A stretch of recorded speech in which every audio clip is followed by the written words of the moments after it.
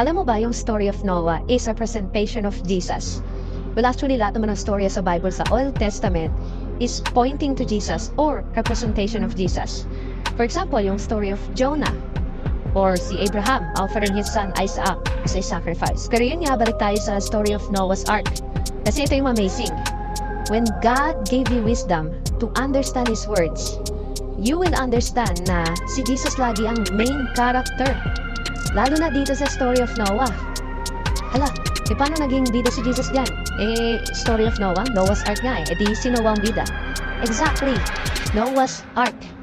Hindi si Noah, but yung Ark. Kasi kahit sa mga bata, di ba? Kahit mag-growing ka dyan ng matandang may balbas, hindi naman nila malalaman na si Noah yan eh. Pero pag dinagdagan mo ng malaking barko, magigets nila na yung storya is Noah's Ark. And alam niyo ba na yung Ark ay representation of Jesus? Ano ba ang purpose ng Ark?